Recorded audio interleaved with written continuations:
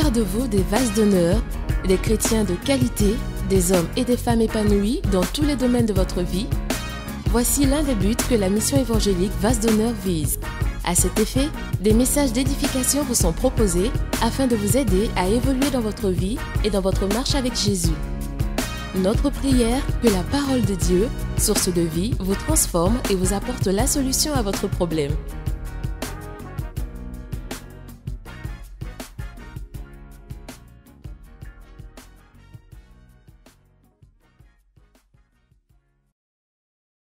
Empower you and give you a new kind of voice and a new kind of spirit to worship Him.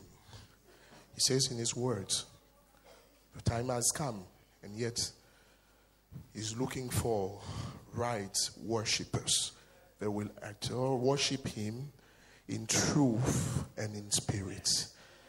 May the Spirit of the Lord Jesus Christ rest upon your life. And may He bring you from glory to glory in the name of Jesus. Que quelqu'un dise Amen. Que quelqu'un dise encore Amen. Est-ce que nous pouvons nous rasseoir dans la présence de Dieu? Alléluia. Vous excuserez un peu notre retard ce soir. Nous étions à une réunion jusqu'à 1 heure tardive. Une réunion aussi kilométrique. Que le nom du Seigneur soit béni. Alors, permettez que Aujourd'hui, c'est le dernier culte de mercredi de cette année, n'est-ce pas? Vous en faites pas, donnez-moi un peu de temps. Donnez-moi un peu de temps. Alléluia. Les anneaux continuent à être détachés. Et certains, alléluia, depuis le mercredi, la quinzaine de l'anneau prend fin aujourd'hui. Qui a détaché? Qui a détaché? Qui a détaché? Lève la main, lève la main. Qui a détaché l'anneau? Qui a détaché son anneau? Ah non, lève bien la main, c'est papa. Voilà, qui a détaché son anneau? That's great. Tout à l'heure, je vous donnerai la parole et la possibilité de témoigner de ce qui s'est passé. Ah, j'ai tellement été...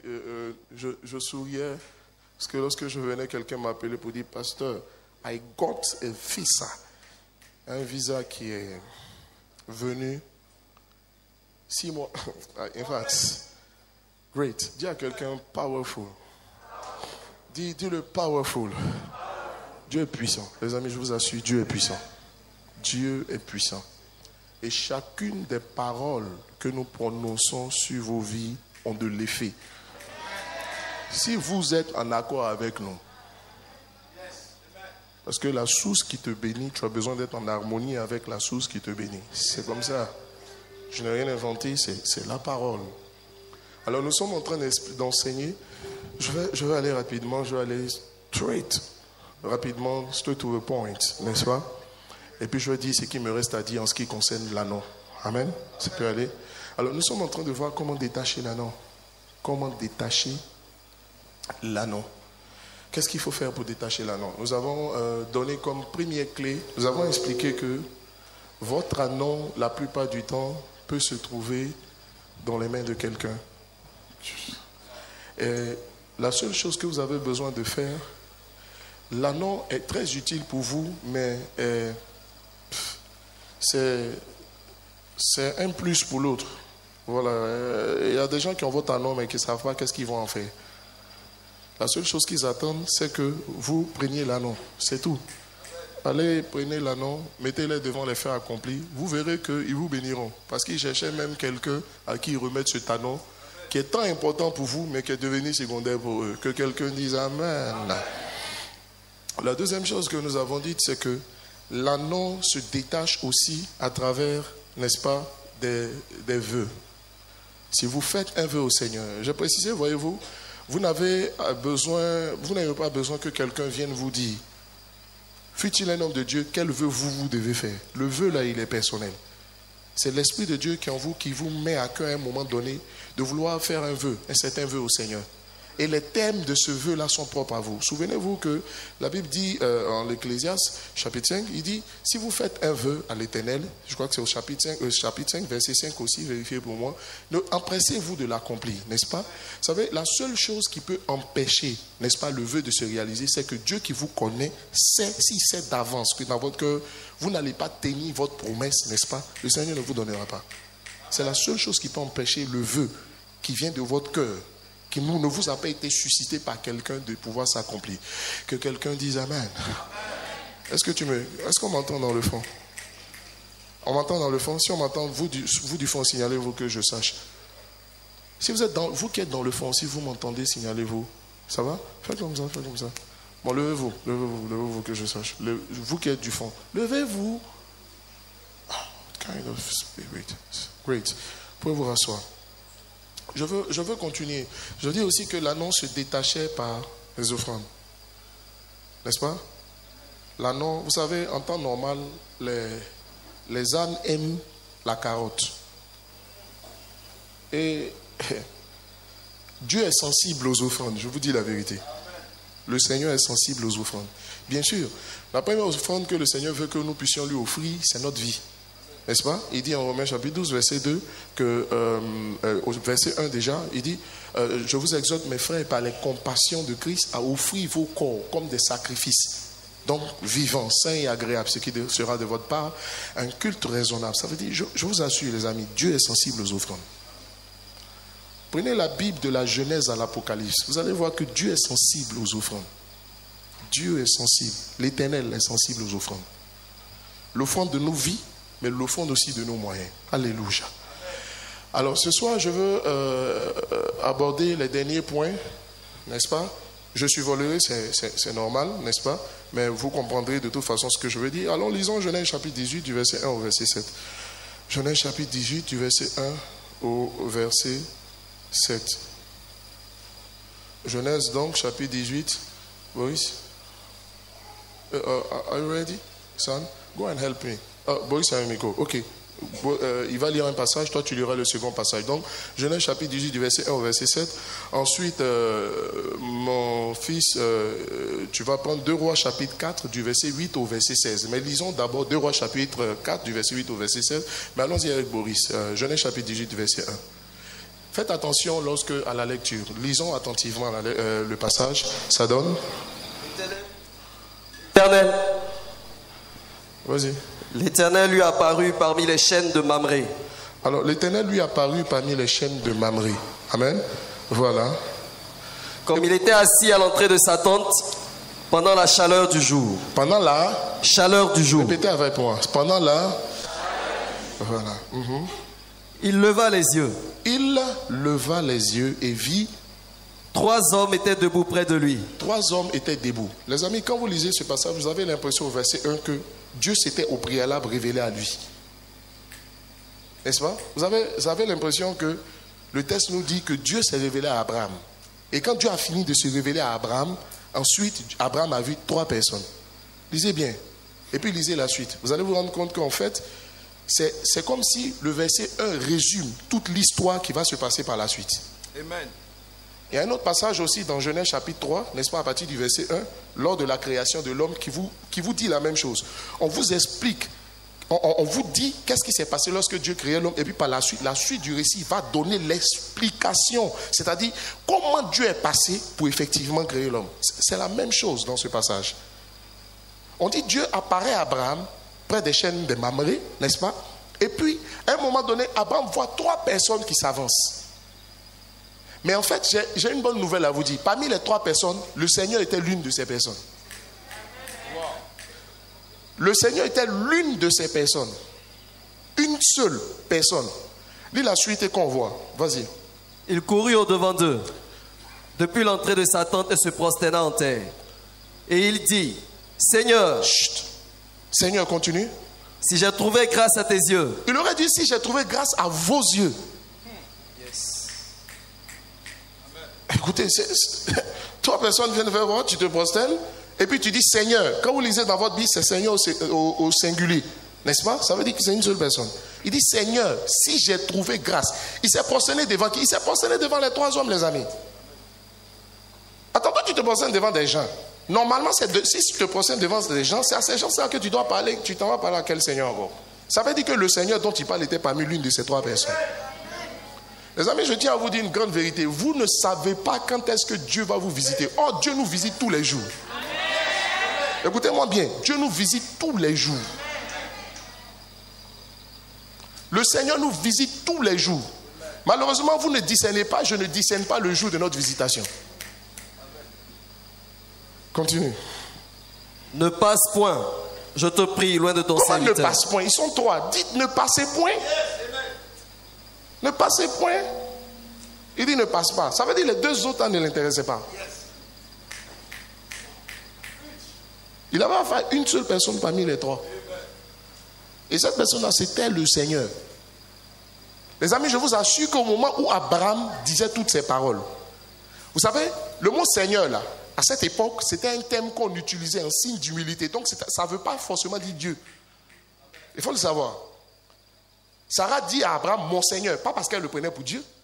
C'était un titre qu'on donnait à quelqu'un qu'on respectait. Et quand quelqu'un vous appelait Seigneur, c'est que lui, il se considérait comme inférieur à vous. C'était un signe d'humilité. Donc, quand il dit Seigneur, là, il ne pense pas à Dieu. Il ne pense pas à l'Éternel. À cette époque, on n'appelait pas Dieu, s'appelait l'Éternel. Il s'appelait l'Éternel. On n'appelait pas Seigneur, on disait l'Éternel. Qui est d'accord avec ce que je suis en train de dire?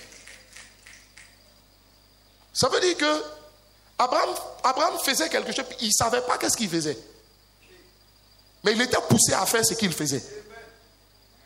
Il n'avait pas prémédité de faire ce qu'il était en train de faire.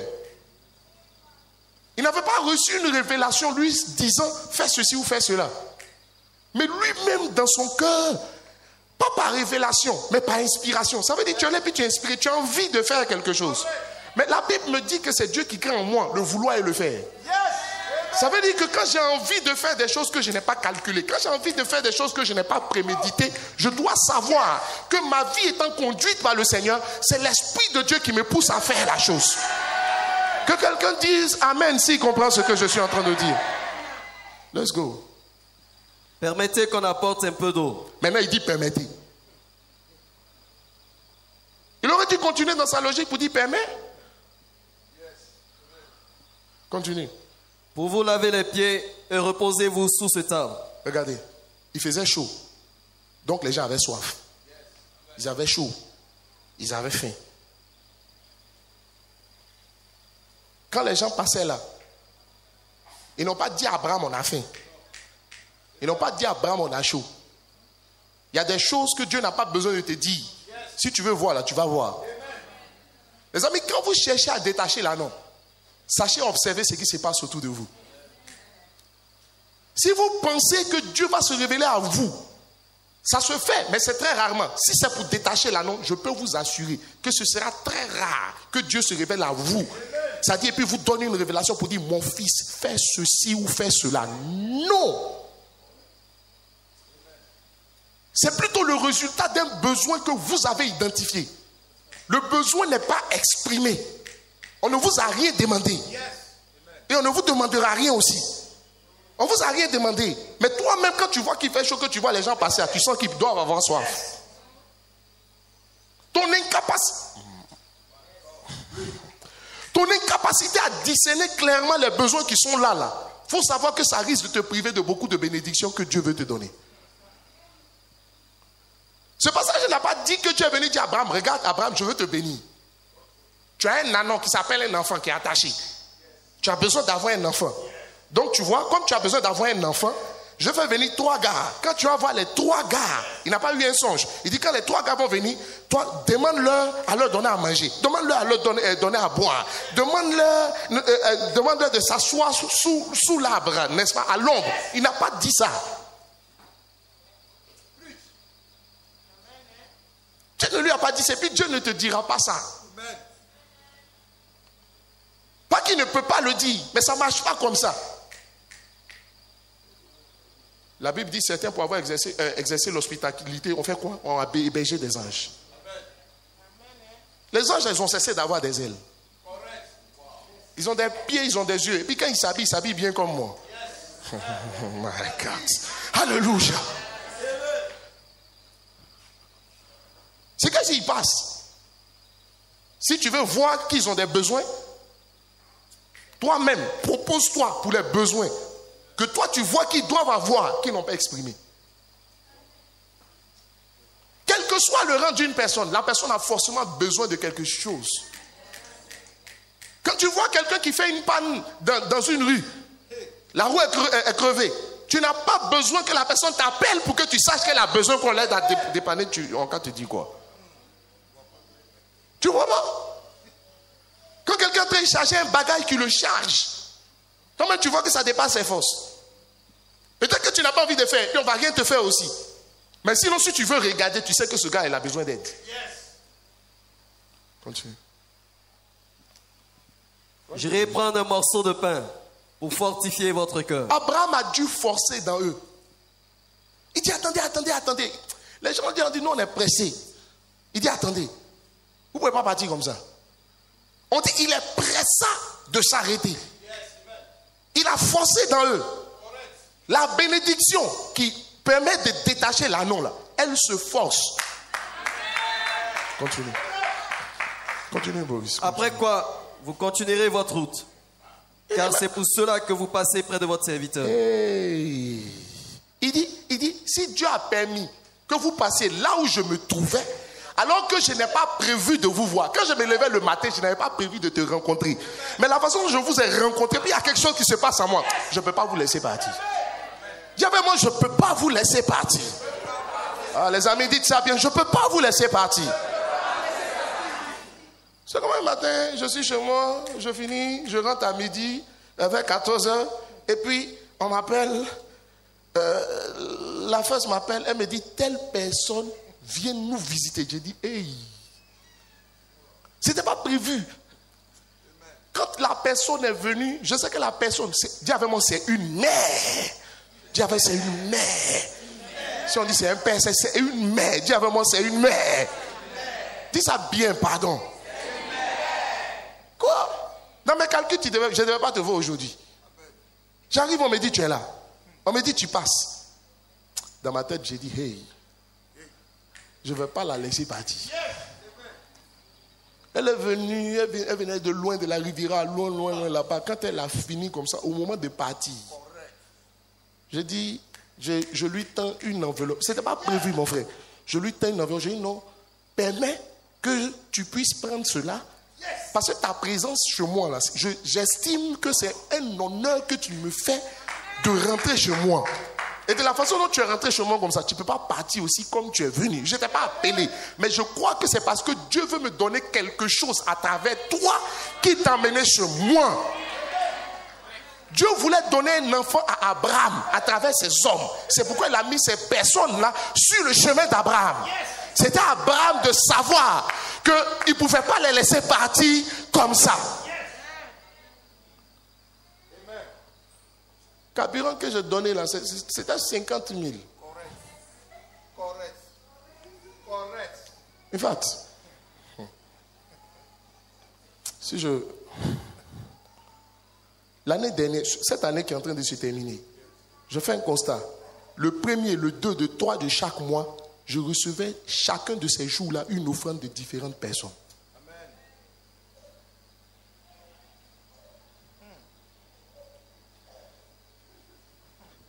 My son, I'm blessed.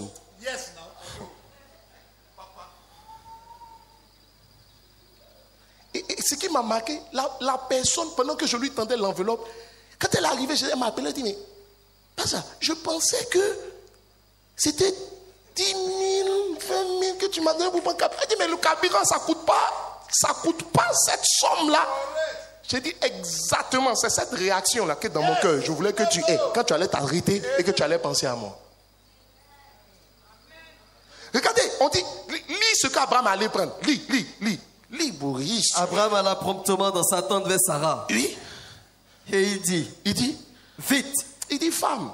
3 mesures de fleurs de farine. 3 mesures de fleurs de farine. Et puis pétrit et fait des gâteaux. Oui.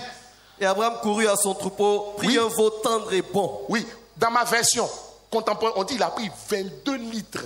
Hey. 3 gars qui sont en train de passer, ils prennent 22 litres de lait. 22 litres. Dis avec moi 22 litres. Les gens n'ont pas dit qu'ils veulent manger. Ils passaient, tu dis ils n'ont qu'à venir manger aussi. Et puis tu veux leur donner ce qui dépasse leur appétit. Oui. Vas-y, Boris. Il prit encore de la crème et du lait avec le veau qu'on avait apprêté. Et il les mit devant eux. Il se tint lui-même à leur côté sous l'arbre et il mangeait. Il dit manger. Il dit si vous avez estomac seulement manger. Vas-y. Alors il lui dit, où est Sarah ta femme? Donc ça veut dire depuis il n'avait pas encore vu Sarah. Quand il dit où est Sarah ta femme, c'est qu'elle était cachée quelque part. Je vous assure les amis, quand vous saurez intercepter l'ange, l'ange va vous poser une question qui correspond à votre problème. Vous allez vous asseoir pour lui demander, mais comment lui il a fait pour savoir? Abraham n'a pas dit à ses anges qu'il avait des problèmes d'enfant. Il n'a pas dit. Comment ils sont connus? Qui leur a dit le nom de... Les amis, Dieu connaît ton problème net. Il le connaît par son nom. Ton problème est un nom. Il connaît ça par son nom, mieux que toi-même. Souvent, on a l'impression que le Seigneur ignore ce par quoi il passe. Mais Dieu connaît exactement. Les amis, Dieu veut te rencontrer au point exact de tes besoins. C'est là que Dieu veut te rencontrer. Mais heureusement que Dieu connaît le nom de mon problème. Heureusement que Dieu connaît le nom de mon besoin.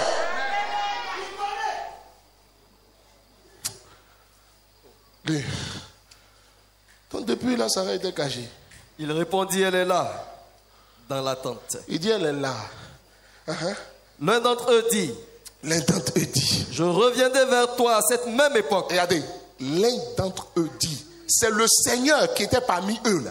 C'est ce Seigneur là qui a dit, écoute petit, je t'ai pas dit que j'ai faim, mais tu as su que j'avais faim. Je t'ai pas dit que j'ai soif, mais quand tu m'as dit, tu as su que si je buvais, c'était pas mal. Je t'ai pas dit que véritablement mes pieds étaient sales, que mes pieds avaient besoin d'être nettoyés. Tu as su que mes pieds avaient besoin d'être nettoyés. Je ne t'ai rien demandé. Tu étais prêt à tout me donner. Maintenant, moi aussi, je vais te donner ce à quoi tu ne penses même pas que moi je peux.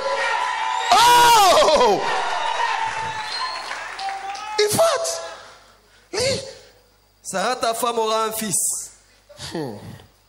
Il dit l'année prochaine. À la même époque. À la même époque, l'anneau sera détaché. Que toi et tous les sorciers, là, aucun zinzin et baillefouet ne peut faire quelque chose.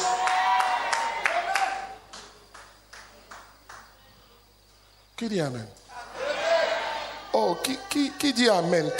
Qui comprend ce que je dis? Donc depuis là, toi Dieu, tu ne savais pas que j'avais besoin d'enfants. Depuis que je prie, je jeûne, tout ça, je t'ai montré que je fais pitié. Tu n'as pas su que j'avais des problèmes.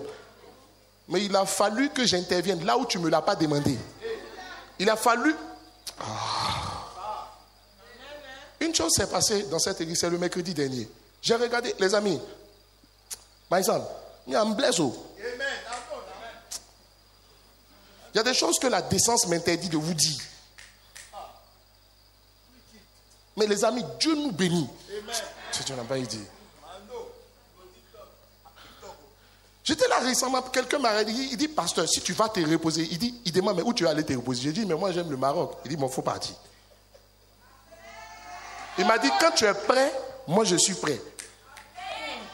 Je n'ai pas demandé.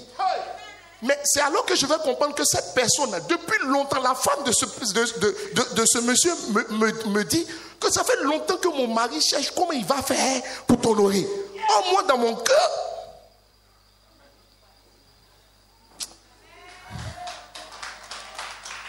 Donc, attends, qui dit amen dans cette maison?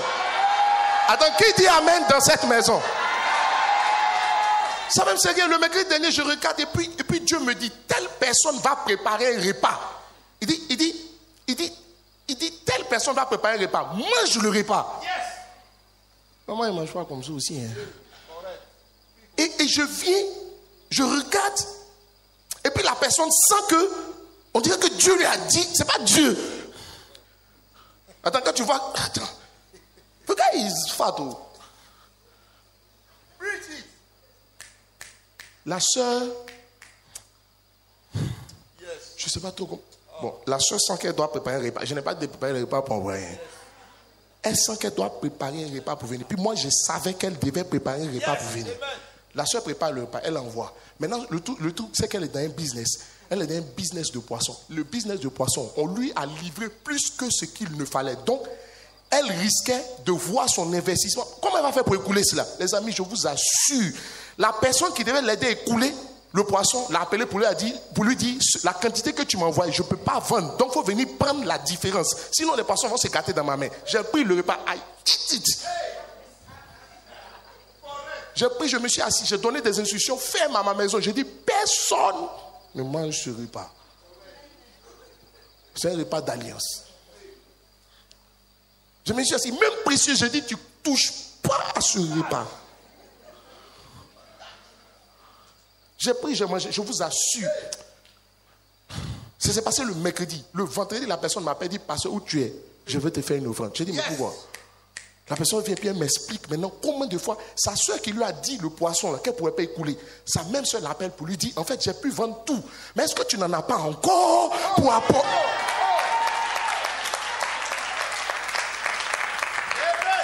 Quand tu me regardes, je ressemble à quelqu'un qui a faim. Je n'ai pas faim. Non, c'est pas. Bon, madame là, c'est bien. Il faut le dire. Yes. Amen. Il faut l'expliquer. Correct. And she bought the money. I ate it again. Correct again. Viens, madame là. Donne-lui le micro.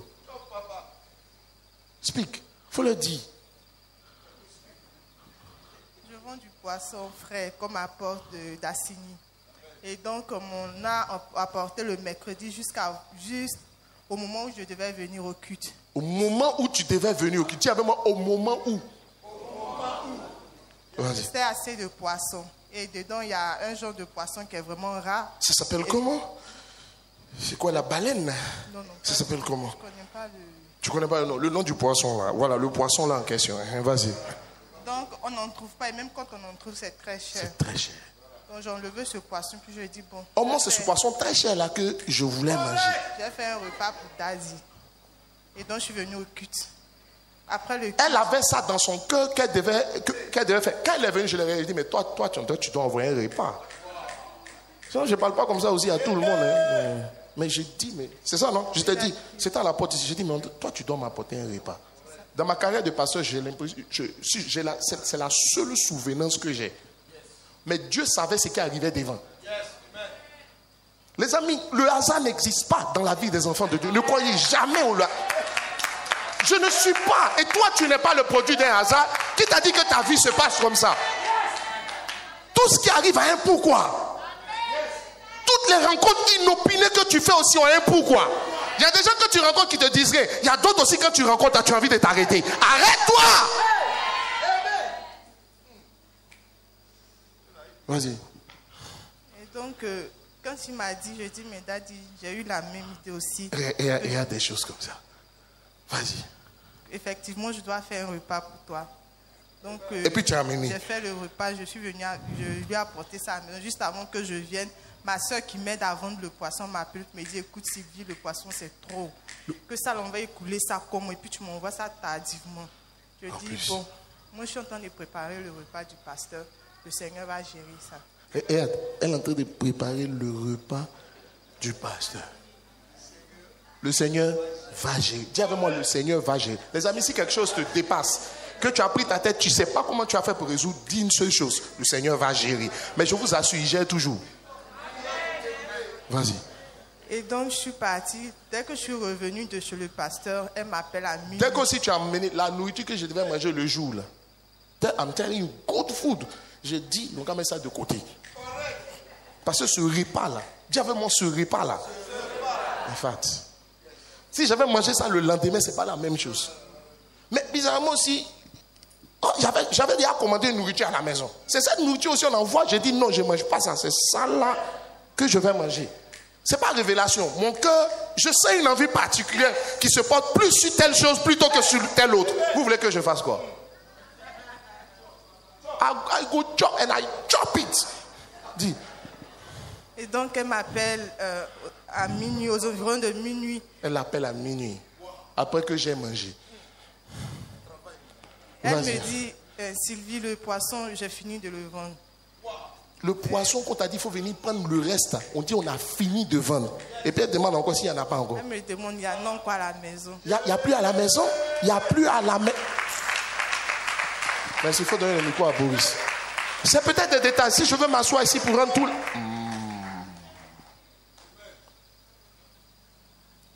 Les amis, est-ce qu'il t'est déjà arrivé?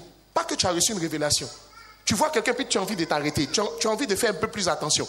Il y a des besoins qui sont dans ton environnement. Il y a d'autres qui n'ont jamais été exprimés. Mais toi, dans ton esprit, c'est comme si tu as vu la chose. Ce que tu n'as pas cherché à voir que tu as vu, il faut savoir que Dieu veut que toi, tu t'occupes de ça. Parce qu'il sait qu'en t'occupant de ça, là, il y a quelque chose qui arrive. Ou bien il y a une situation. Il y a un anon que Dieu veut détacher. Moi, j'ai compris que quand Dieu est là, regardez, quand Abraham s'est levé, il ne savait pas que ce jour, Dieu voulait détacher cet anon. Dieu veut détacher les anons. Ça dit, lui-même, tous les jours, veut détacher les anons. Il n'attend rien que tu lui donnes une circonstance, une occasion, une opportunité de détacher l'anon pour toi. C'est ça le but. C'est ça la pensée du Seigneur. Amen. Le temps avance, il est déjà l'heure. Oh. Prends le deuxième passage, il dit l'heure même, ça me plaît. Lis le second passage. 2 Rois chapitre 4. Du verset 16, j'ai dit quoi? Du verset 8 au verset 16. Mon fils, lève-toi et puis... Bon, vas-y. What's going on with your iPad? Ok. Un jour, Élisée passait par Sunem. Vas-y, lis. Il y avait là une femme de distinction qui le pressa d'accepter à manger. Oui. Et toutes les fois qu'il passait... Elle fit quoi? Elle le pressa. Il n'a pas dit j'ai faim. Elle-même, elle avait dit, elle le pressa de s'arrêter pour manger.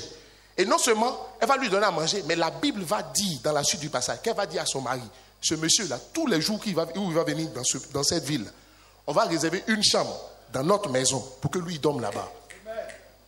Mais dites-moi, avant qu'elle ne dise ça à Élisée, si Élisée venait toujours tout le temps dans la vie, c'est qu'il dormait quelque part. Ça veut dire qu'il n'avait pas de problème de toit. Il n'avait pas de problème pour trouver un toit où dormir. Il avait un toit. Mais c'est comme si elle a intercepté. Et puis elle dit, tous les jours quand tu vas venir, c'est ici tu vas dormir. La Bible va dire que son mari va accéder à sa demande. Et chaque jour qu'Élisée va venir, c'est là qu'il va passer. Maintenant, à un moment donné, les amis, vous voyez comment tout cela s'est passé. Un problème s'est posé. Il s'est trouvé qu'elle n'avait pas de fils. N'est-ce pas? Elle n'avait pas de fils. Elle avait besoin qu'on détache cet anon-là pour lui. Élisée va lui dire, quand Élisée a vu tout l'empressement qu'elle avait pour lui, il envoie son serviteur. Il dit, serviteur, va demander. Le gars là, la femme, elle veut quoi? Elle veut quoi? Lis la partie, trouve la partie, puis lis-moi juste cette partie. Et il dit, verset 14. Que faire pour elle? Qu'est-ce qu'on peut faire pour elle? Géasi répondit, mais elle n'a point de fils et son mari est vieux. Elle n'a point de fils, son mari est vieux. Donc il ne peut pas détacher. Le fusil tire, mais ça ne peut pas tuer les animaux. Élisée, il était bizarre, mais il était en esprit aussi. Les amis, poussez Dieu dans une position où Dieu lui-même du ciel demande, mais toi, que Dieu appelle ces gens pour dire, mais ange, qu'est-ce qu'on peut faire pour celui-là?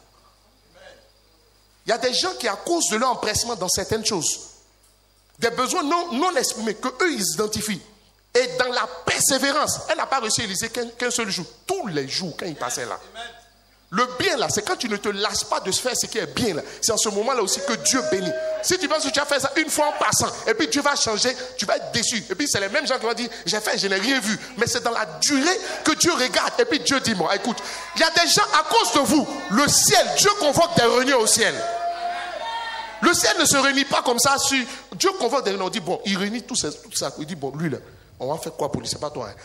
Qu'est-ce qu'on va faire pour lui? Qu'est-ce qu'on va faire pour elle? Parce qu'on ne comprend plus. Dans le style, trop c'est trop. Qu'est-ce qu'on peut faire? L'enfant va naître. Après, l'enfant va mourir. Quand il va mourir, Élisée dit, jamais. L'enfant qui est venu, produit du miracle du Seigneur. qui est due au fait que la femme a su réagir spontanément, sans calcul. Elle a su identifier des besoins auxquels elle a pourvu. Une telle personne. Jamais quelqu'un a été fidèle dans le Seigneur. La Bible dit, il n'y a jamais eu quelqu'un qui a été fidèle dans le Seigneur et qui a fini sa vie dessus. Ce n'est pas possible. Le Seigneur ne peut pas permettre que tu marches la tête basse là où tes actions devraient permettre que tu marches la tête haute. Il veillera personnellement. Le Seigneur veillera personnellement à ce que ta situation change. Dis à quelqu'un, le Seigneur veillera personnellement à ce que ta situation change.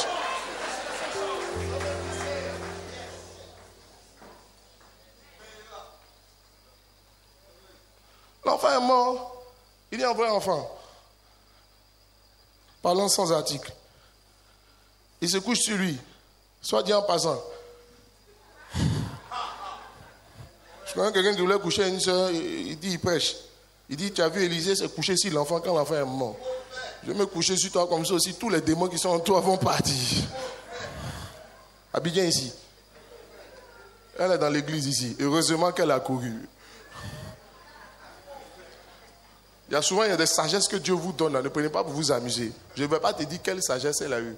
Quand elle a dit au voyant, quand elle lui a dit ça, normalement ça doit retenir un homme. Il s'est retenu. Oh, c'était là le piège. Il dit, bon, il faut partir. La prochaine fois, quand tu seras bien en esprit, tu viens. L'enfant est mort, l'enfant est ressuscité. Je veux dire quoi? Les amis, il y a des choses que tes yeux ont vues. Il y a des choses que quelqu'un ne t'a pas dit, mais que tu veux faire. Il y a des envies qui te viennent. Ça peut être vis-à-vis d'un homme de Dieu, vis-à-vis de la maison du Seigneur, ou bien vis-à-vis de quelqu'un d'ordinaire qui n'a rien à voir avec le ministère ou le sacerdoce. Fais-le. Dis à quelqu'un à côté de toi, fais-le. Fais-le. Fais-le. La plupart du temps, je dis, ça peut être vis-à-vis d'un homme de Dieu, ça peut être vis-à-vis de quelqu'un d'anonyme, qui n'a rien à voir même, qui peut-être souvent, il n'est même pas converti, c'est pas une affaire de... Mais tu te sens comme une responsabilité, tu sens comme un fardeau sur toi, mandaté par le ciel de faire quelque chose. Fais-le. Parce que tu remarques que quand tu résistes, c'est comme si tu perds le sommeil. Tu ne te sens pas bien à l'aise dans ta peau. Alléluia. Je te dis une chose. Fais-le. Parce que la plupart du temps, il y a un anneau que Dieu veut détacher. Il y a un anneau que Dieu lui-même, il voit que si c'est ta force ne peut pas détacher. Parce que le nœud est attaché trop solidement. Et il y a longtemps que le nœud est attaché. Et comme lui-même, il veut se charger de détacher cet anneau pour toi, c'est pourquoi il crée ce besoin. Derrière l'obéissance à ce que tu ressens, se trouve un miracle. Derrière l'obéissance à ce que tu ressens, se trouve un déblocage. Derrière l'obéissance... J'en ai fini. J'en ai fini.